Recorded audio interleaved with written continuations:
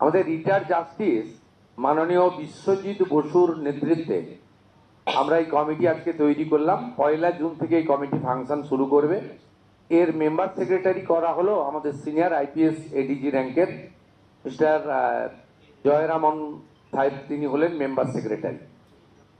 আমি আশা করব এই কমিটি তার ফাংশনিং শুরু করার 30 দিনের মধ্যেই রেকমেন্ডেশনগুলো দিতে শুরু করবে এবং আমরা সেই ভিত্তিতে পুলিশের পক্ষ থেকে এফআইআর লজ হবে এবং বিএনএস এর অন্তর্গত যে সেকশন আছে সেটা দিয়ে আমরা অ্যাকশনও নেব এবং গভর্নমেন্টের ফান্ড এক্সচেকার থেকে যা দুর্নীতি হয়েছে রিকভারিও করার চেষ্টা করব উইদিন আওয়ার প্রেজেন্ট অ্যাক্ট, মানে বিএনএস এর অন্তর্গত।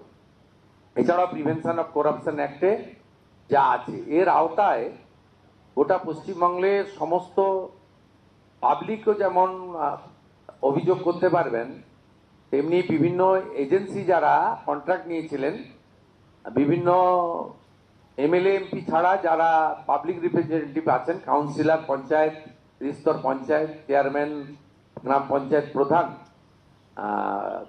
তারাও এর মধ্যে হবেন। কোঅপারেটিভ অর্গানাইজেশন থেকে শুরু করে এনজিও থেকে শুরু করে সকলেই এই কভারের মধ্যে থাকবেন, শুধু লোকায়ুক্তের মধ্যে যারা যুক্ত তারা বাদ দিয়ে।